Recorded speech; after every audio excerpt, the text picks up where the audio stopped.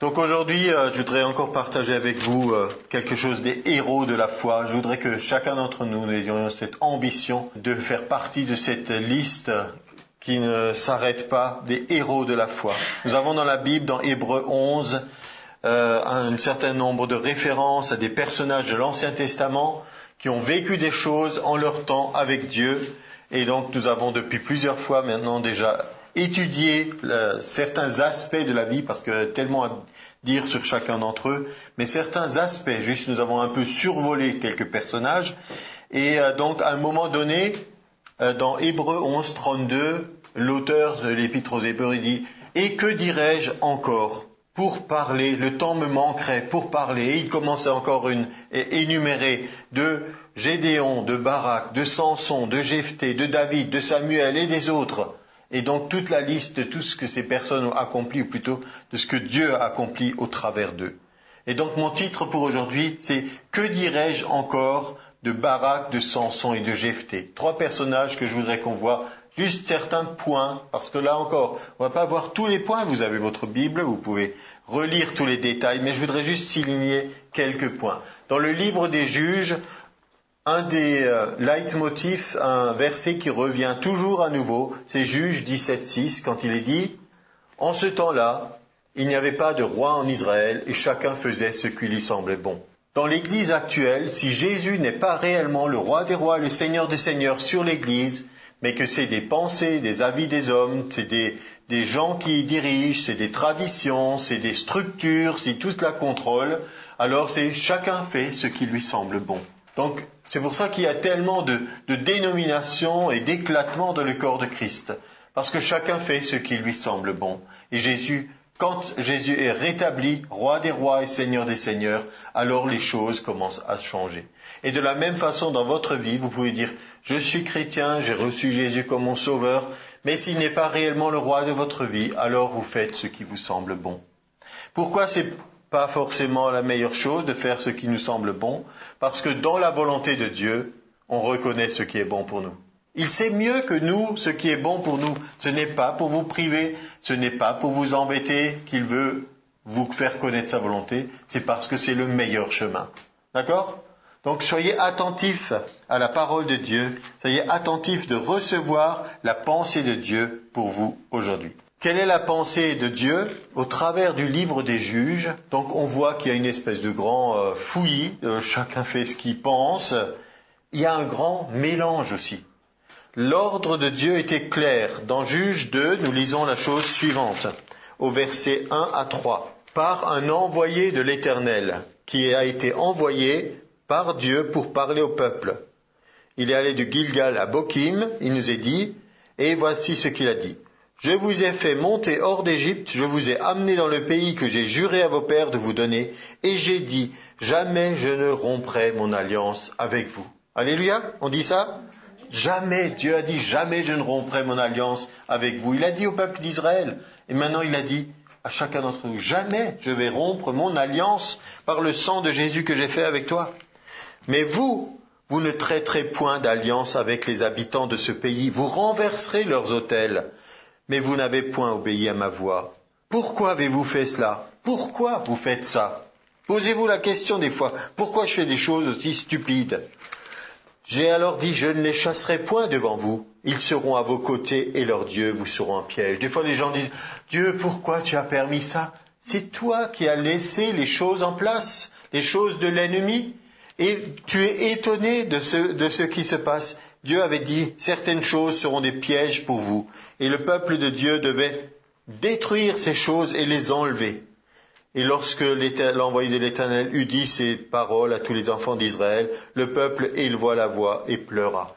Il y a un temps pour pleurer, mais il ne faut pas que ce soit juste des pleurnicheries. Il faut que ce soit des pleurs de repentance, de dire, je réalise, là j'étais vraiment à côté. Il faut que je change certaines façons de faire pour que, à nouveau, je puisse profiter pleinement de la bénédiction de Dieu. Donc certains, et on le voit tout au début du livre de Juges, quand ils commencent peu à peu à rentrer dans Canaan, partout, dès qu'il y avait une opposition, au lieu de confronter la situation, ils laissaient en place tel groupe de personnes, telle ville, telle population, etc. Donc, Ils étaient dans un pays promis, mais ils avaient laissé tellement de choses en place que ces choses, exactement comme Dieu l'avait dit pour les avertir, pas pour les maudire, il avait dit ces choses deviendront des pièges pour vous. Donc, chasser l'ennemi de notre vie un peu seulement ne suffit pas. Et donc on voit aussi dans le livre des Juges que la moralité, elle était à peu près. On obéissait à Dieu, mais seulement à peu près, souvent. Donc il y a quand même eu des moments où le peuple était alors triste de sa situation. Il criait à Dieu, et qu'est-ce qui s'est passé? Bien Dieu qui est fidèle à son alliance, quand on l'invoque, quiconque invoquera le nom du Seigneur sera sauvé. Il a envoyé des libérateurs, il a envoyé des personnes qu'on a appelées des juges. Et donc il y a la description d'un certain nombre de juges. D'ailleurs nous avons déjà vu l'histoire de Gédéon au préalable, mais il y en a un que nous voulons voir ensemble. Et dans la liste des héros de la foi, on nous parle de Barak. Alors qui était ce Barak? Nous le trouvons son histoire dans Juges 4 et 5. Et en réalité, Hébreux 11 nous parle de Barak, mais on se rend compte que le vrai héros de l'histoire, c'était Déborah.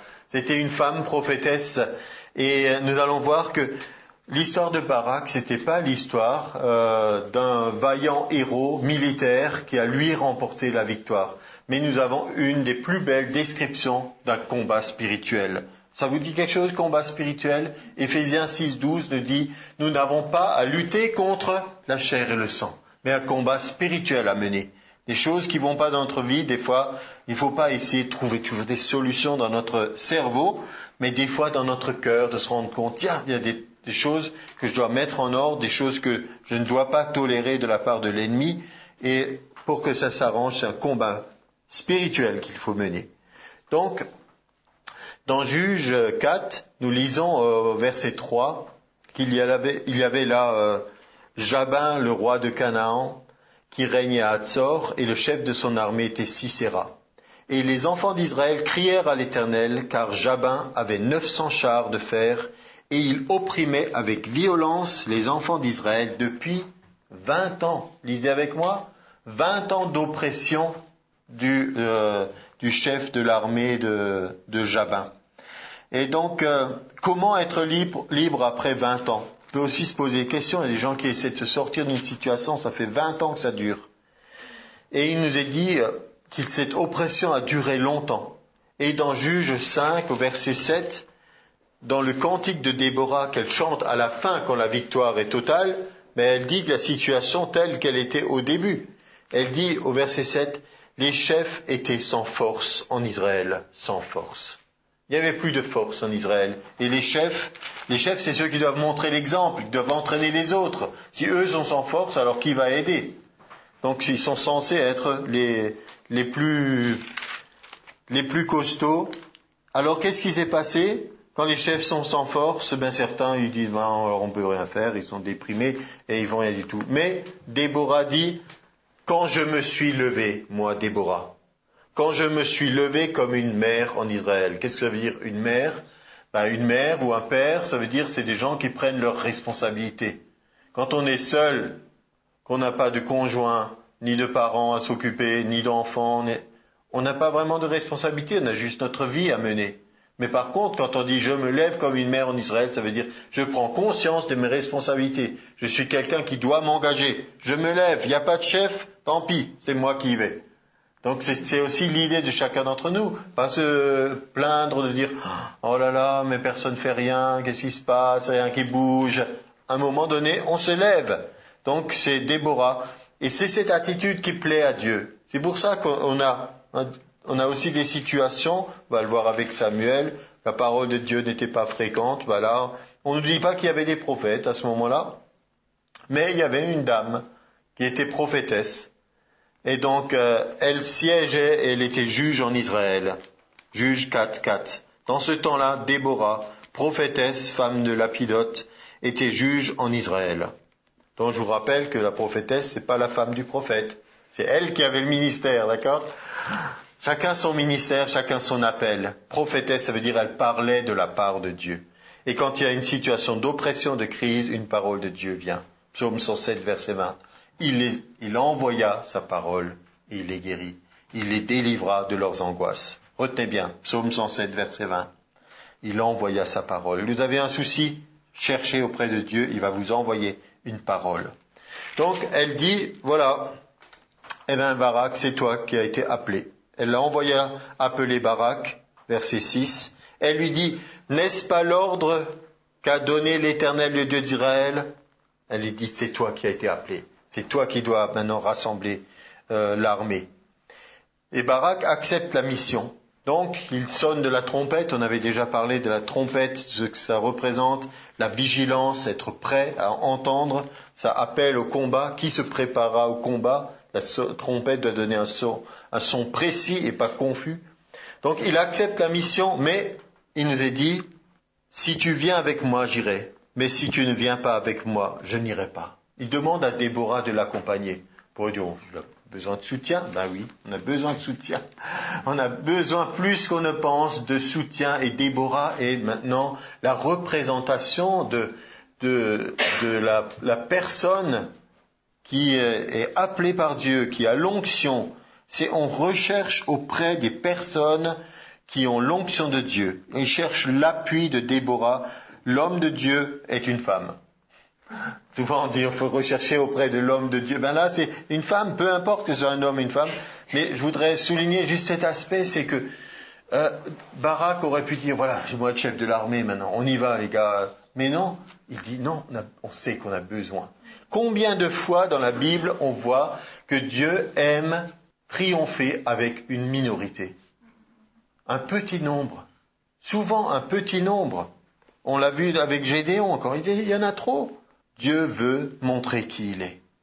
Et j'ai dit que c'était un combat spirituel. Barak, il va avec une armée, mais en même temps, il sait que Déborah a besoin d'être là. C'est son soutien. Il voit là la présence de Dieu dans sa vie. Il voit qu'il y a de la force en elle. Et au verset 20, dans Juge 5, au verset 20, il y a un verset extraordinaire pour chacun d'entre nous de réaliser. Des cieux ont combattu, et de leur sentier, les étoiles combattirent contre Sisera. Les étoiles sont prises souvent au sens figuré pour représenter les armées célestes, les êtres angéliques. Il nous est dit d'ailleurs que lors de la rébellion de Satan, 1/3 des étoiles le suivit. Donc quand il y a eu cette rébellion dans le ciel, 1/3 des étoiles, ça ne parle pas du tout du cosmos, c'est évident, et donc on suivit dans la rébellion. Mais ici, on a autre chose. Des cieux, il y a eu une bataille. Et cette bataille, il nous est dit que lorsque Josué a combattu Amalek avec les troupes d'Israël, il nous est dit quand Moïse avait les bras levés et Aaron et Hur lui ont tenu les bras, tant qu'il intercédait, qu'il priait, l'armée gagnait. Quand il était fatigué et que les bras se baissaient, l'armée était de nouveau en situation de défaite. C'est pour ça qu'ils lui ont tenu les mains élevées pour qu'il continue de prier. C'est symbolique, mais c'est tellement fort. Et ici, c'est la même chose. Pendant que Barak mène la bataille, Déborah, elle est là, présente en tant que femme de Dieu, en tant que prophétesse, et lui, il sait qu'il peut compter sur cet appui. Et les hommes de l'armée savent aussi, la femme de Dieu, la prophétesse, elle est avec nous. Donc, quelque part, Dieu est avec nous. C'est ça au final. Mais les gens ont besoin des fois de focaliser sur quelque chose.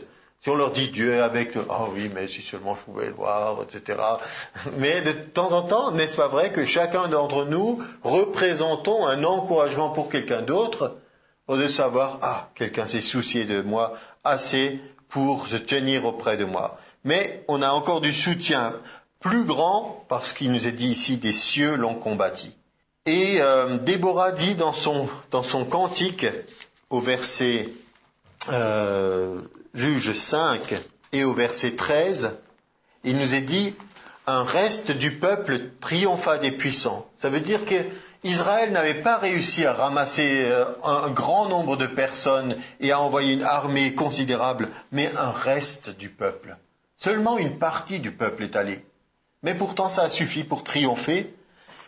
Et Déborah dit « L'Éternel me donna la victoire sur les héros ». Et cette fois-ci, les héros, ils étaient dans l'autre camp. Rappelez-vous, les 900 chars de fer, ils étaient équipés avec des guerriers, c'était phénoménal, mais Déborah avait remporté la victoire. Elle l'a dit, elle l'a répété, c'est comme ça qu'elle voit les choses. L'Éternel les a livrés entre nos mains. Et l'Éternel me donna la victoire sur les héros. Donc même s'il y en a qui sont très forts en face, l'Éternel nous donne la victoire. J'ai dit que tout le monde n'était pas venu. D'ailleurs, dans Juge 5 au verset 23, il nous est dit « Maudissez Méroz ». Méroz, c'était un endroit. Dit l'ange de l'Éternel, maudissez ses habitants, car ils ne vinrent pas au secours de l'Éternel. N'est-ce pas étrange ça? Ils ne sont pas venus au secours de l'Éternel. Dieu a-t-il besoin de secours? Lui-même, non. Mais dans les choses qu'il veut accomplir, nous qui sommes là pour exécuter ses ordres et faire sa volonté, nous avons des fois besoin de secours. Et ici, il nous est dit, ils ne vinrent pas au secours de l'Éternel parmi les hommes vaillants. Le reste du peuple, ces hommes vaillants qui ont osé aller à la guerre, ils auraient quand même eu besoin de secours peut-être, ou d'avoir les mains renforcées. Mais certains ne sont pas venus. Certains n'ont pas daigné se déplacer. Et il nous est dit une liste de certains qui sont venus et d'autres qui ne sont pas venus. Donc, verset 14, d'Éphraïm arrivèrent les habitants d'Amalek. À ta suite marcha Benjamin parmi la troupe. De Makir vinrent des chefs. Voyez, toute cette énumération est intéressante. Ça veut dire que vous et moi, on n'est pas des anonymes. Dieu voit les choses. Il dit, tiens, un tel est venu, un tel a fait ci, un tel a fait ça. Ça compte. Vous ne pensez pas que ça ne compte pas. De Zabulon sont venus des commandants. Les princes d'Issachar furent avec Déborah. Et Issachar suivit Barak. Il fut envoyé sur ses pas dans la vallée. Mais, près des ruisseaux de Ruben, grandes furent les résolutions du cœur. C'est-à-dire, on va y aller, on est en train de discuter, on est plein de bonnes intentions. Verset 16, pourquoi es-tu resté au milieu des étables à écouter le bêlement des troupeaux au ruisseau de Ruben? Assis au milieu des étables à écouter le bêlement. D'accord? Bon, ça c'est important. Il faut que je reste assis dans l'étable, écouter le bêlement. Quand il y a la trompette de Dieu qui annonce le combat et qu'on appelle des gens à se lever. Grandes furent les délibérations du cœur. Vous voyez une différence entre résolution du cœur et délibération. Des fois, on est résolu, on dit on va y aller. Après, on réfléchit, est-ce qu'il faut vraiment y aller? Est-ce qu'on ne prend pas des risques? Est-ce que ceci? Et après, il y a grandes sur les délibérations. On fait tellement de délibérations qu'à la fin, il n'y a pas d'action. N'est-ce pas aussi l'image souvent de notre diplomatie mondiale à l'ONU? Vous savez, ils font des délibérations. Il y a une situation grave ici, là, des gens sont massacrés par milliers, et on fera une résolution. Et on leur dit, ce n'est pas bien ce que vous faites, vous ne devriez pas laisser massacrer votre population comme ça. Et on délibère, on parle encore, on parle, et rien ne se fait. Et donc là, il nous est dit, quelles sont les personnes qui ont répondu et quels sont ceux qui ne sont pas allés. Tout est noté. Galad, au-delà du Jourdain, il n'a pas quitté sa demeure. Dan s'est tenu sur les rivages. Vous pourriez voir où étaient les tribus d'Israël, vous comprendriez, le long de la mer. Azer s'est assis sur le rivage de la mer et s'est reposé dans ses ports. Zabulon est un peuple qui affronta la mort. Nephtali de même, sur les hauteurs des champs. Des rois vinrent, ils combattirent. Alors combattirent les rois de Canaan. Donc, on dit tout ce qui se passe, mais le principe c'est que tous n'ont pas répondu. Et on pose la question, pourquoi? Des bavardages, des délibérations, mais pas d'action. À un moment, il faut y aller. Voilà ce que je voulais partager avec vous concernant le combat spirituel. On a un combat spirituel à mener. Et donc, c'est vraiment formidable. Pour moi, c'est toujours encourageant de voir qu'il y a une femme de Dieu qui s'est levée, qui a pris sa place, et quelqu'un qui a reconnu l'onction qui était sur sa vie. Et on parle d'onction, donc on passe à un autre personnage, Samson. J'aimerais dire quelques mots sur Samson encore. Alors, pour Samson, j'irais un petit sous-titre. L'onction seule ne suffit pas, mais aussi une vie consacrée. Parce que des fois on dit l'onction, il faut rechercher l'onction, la puissance de Dieu, encore la puissance de Dieu. Mais Samson a eu la puissance de Dieu. Mais il y a aussi des choses qui n'ont pas été. Et sa vie s'est terminée tragiquement.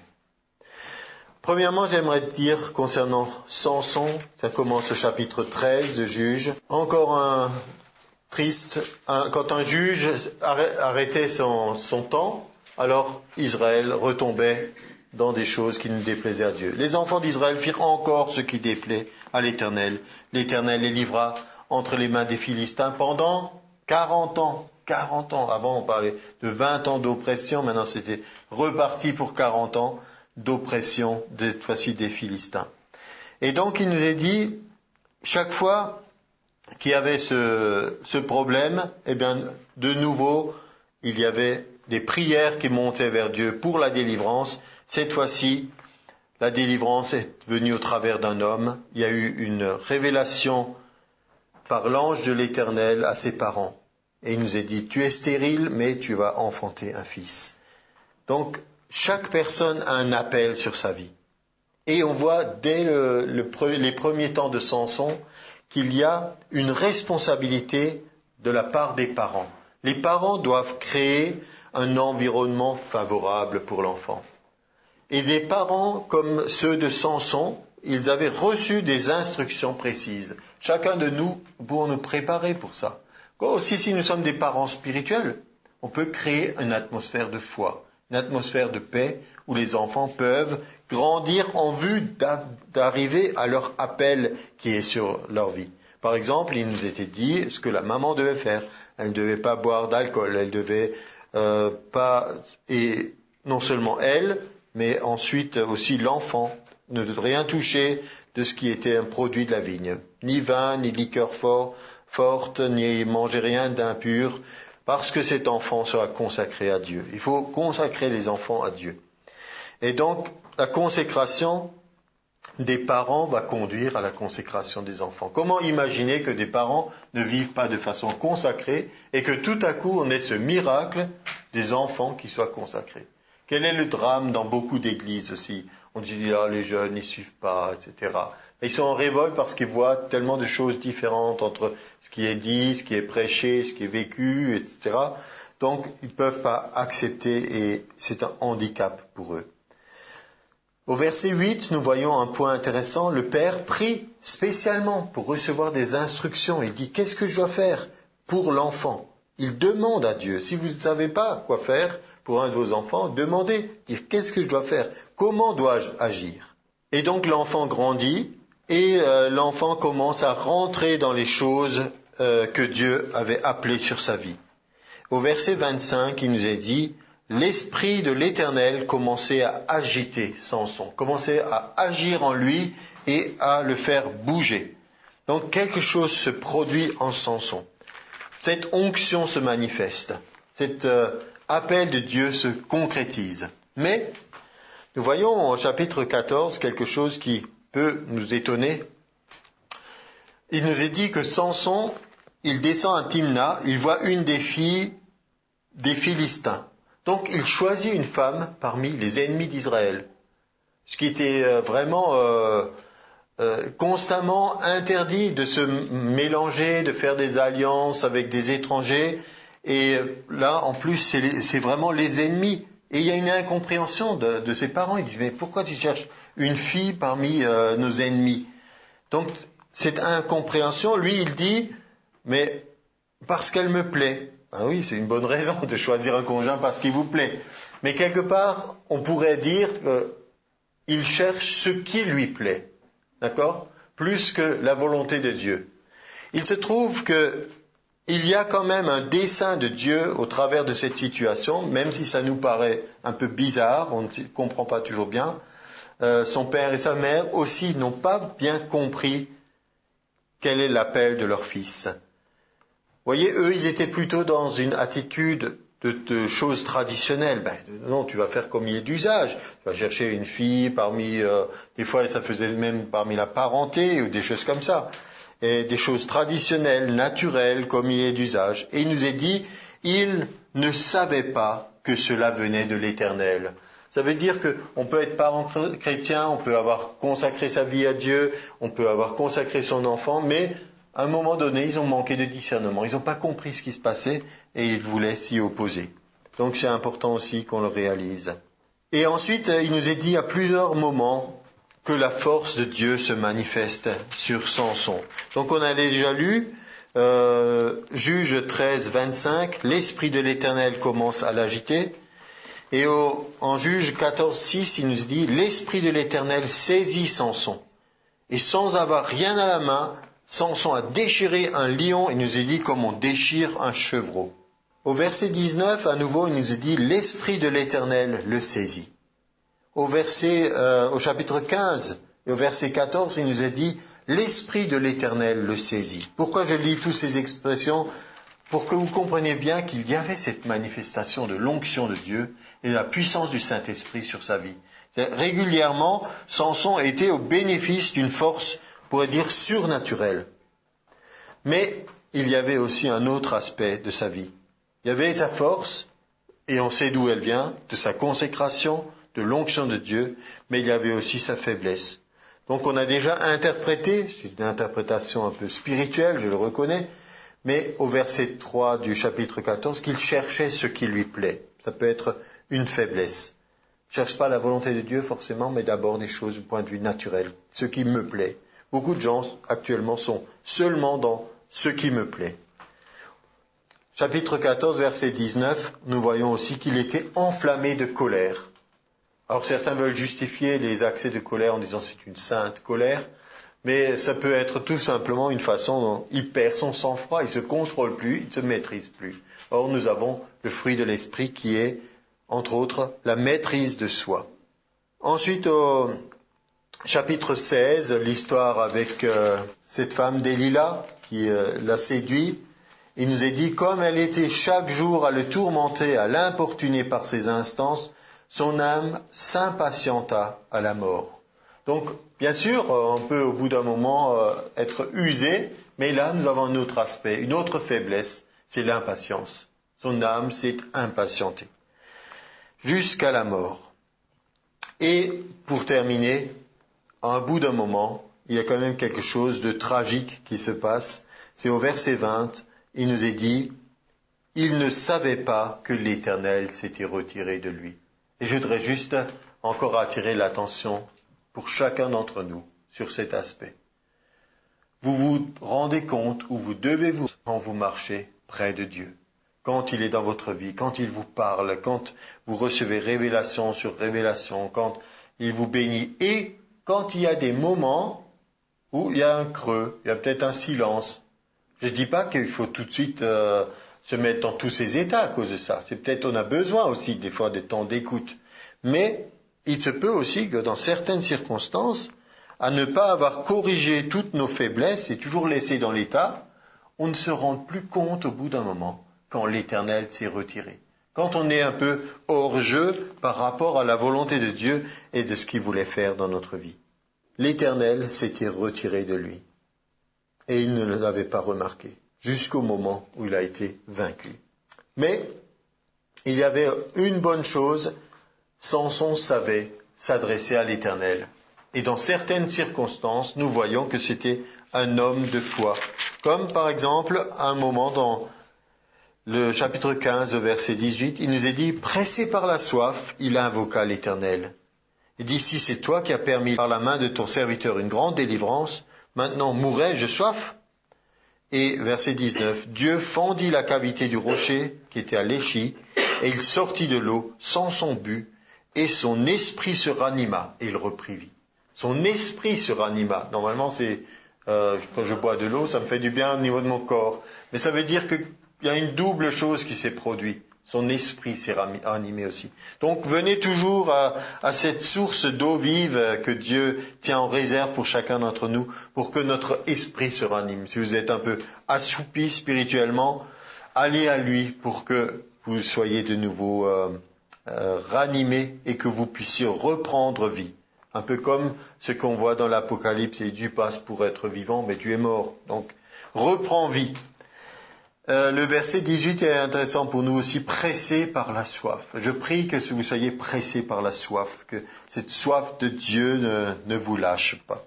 Et quand j'ai parlé de ces choses un peu négatives, de nos faiblesses, on en a tous, je voudrais terminer le dernier point par une réflexion sur Jephthé. Jephthé, il n'y a pas grand-chose de sa vie, c'est dans Juge. Et il nous est dit de Jephthé, au verset 2, qu'il était le fils d'une prostituée. son origine était un handicap pour sa vie. Jephthé est quelqu'un qui a surmonté son handicap par la parole de Dieu. Donc, quelles que soient les faiblesses, quelles que soient les situations difficiles, vous êtes capable aussi de pouvoir surmonter les handicaps par la parole de Dieu.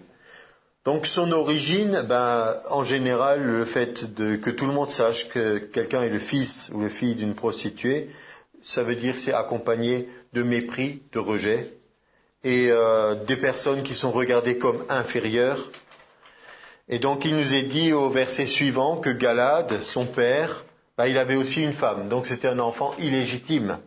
Et les demi-frères de Jephthé, ils l'ont chassé. Ils ont dit, tu n'hériteras pas avec la maison de notre père, car tu es le fils d'une autre femme.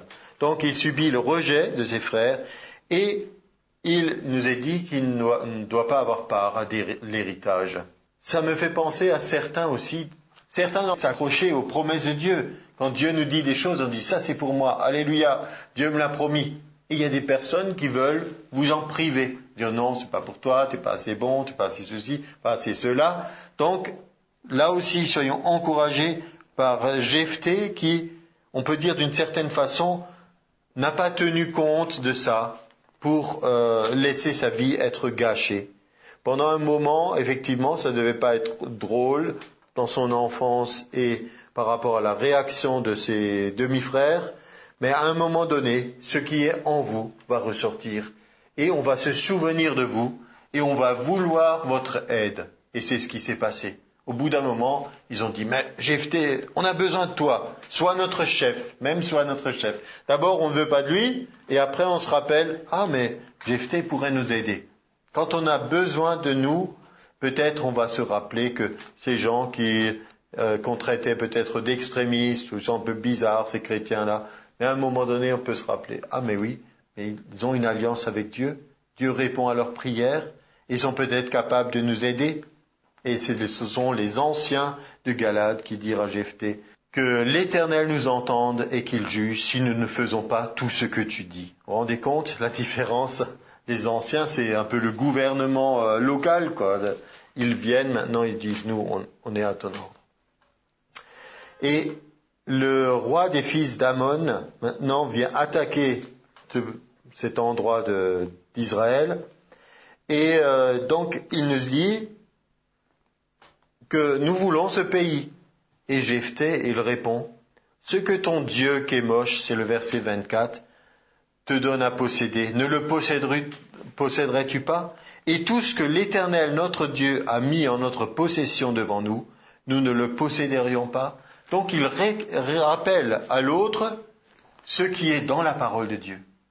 Moi, ça me parle de quand Jésus a répondu, il est écrit. Quand on est dans certaines circonstances, il faut qu'on se rappelle de nouveau de ce qui est dans la Bible.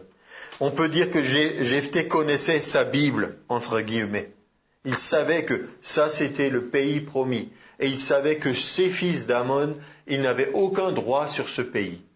Ils ont fait semblant de dire, oui, mais voilà, vous nous avez pris ce pays, maintenant rendez-le. Il dit, non, ça n'est pas la réalité. C'est pas comme ça que ça s'est passé. Nos ancêtres, ils ont contourné votre pays. Et ils n'ont jamais pénétré dans les royaumes des fils d'Ammon et des Moabites, qui étaient les descendants de Lot, puisque Dieu leur avait donné des instructions. Ils sont allés dans le pays des Cananéens, qui était promis. D'accord? Donc il connaissait bien son droit légal selon la parole de Dieu. Et il a dit, et maintenant, ce que l'Éternel, notre Dieu, met en notre possession devant nous, nous allons le posséder. C'est à nous et on va résister. Et ensuite, il nous est dit, l'Esprit de l'Éternel était sur lui. Il fut sur Jephthé, verset 29.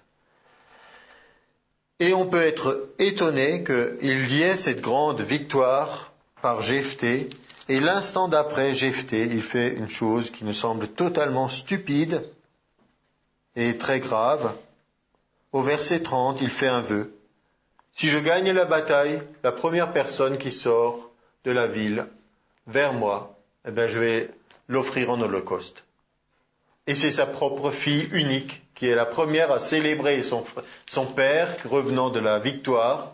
Elle dit, ma fille, je suis désolé, j'ai dit n'importe quoi. Maintenant, il faut que je te tue et que je te fasse brûler en l'honneur de Dieu, qui n'avait pas demandé du tout que ça se fasse. Et ça nous parle aussi de choses que nous on croit, parce qu'il y a l'onction, parce qu'il y a un exaucement, parce qu'il y a ceci, cela, tout est bien dans la vie des gens. Non, c'est pas parce qu'il y a la puissance de Dieu qui agit pour certaines personnes qu'ils ne doivent pas travailler à tout ce que nous avons dit. S'occuper de chasser les ennemis dans notre vie, mener une vie consacrée, et finalement avoir suffisamment de bon sens pour faire la différence entre ce que la parole de Dieu dit et ce qui étaient les coutumes et les usages autour d'eux. Parce qu'il n'a pas inventé ce truc-là. C'est ce qui se faisait. Les Baals et les Astartés, leur religion, englobaient des sacrifices humains et en particulier des enfants qui étaient jetés au feu.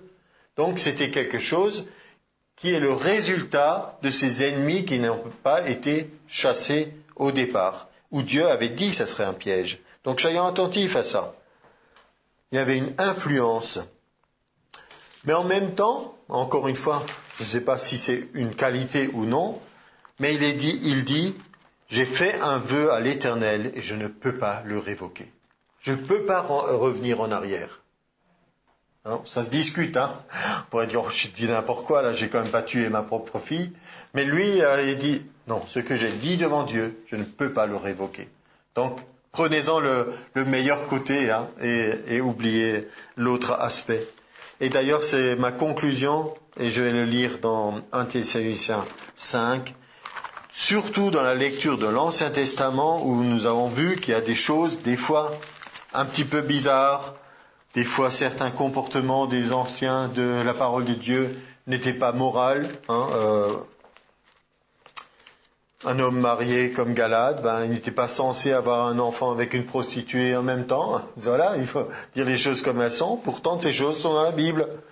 Et donc, la parole de Dieu nous dit, non pas de copier tout ce que les gens ont fait dans la Bible, mais il nous est dit, ça on va le lire ensemble, dans 1 Thessaloniciens 5, 21, examinez toutes choses, retenez ce qui est bon. Abstenez-vous de toute espèce de mal. Et maintenant, une promesse pour chacun d'entre nous. Que le Dieu de paix vous sanctifie lui-même tout entier, et que tout votre être, l'esprit, l'âme et le corps, soit conservé irréprochable lors de l'avènement de notre Seigneur Jésus-Christ. Celui qui vous a appelé est fidèle, et c'est lui qui le fera. Amen.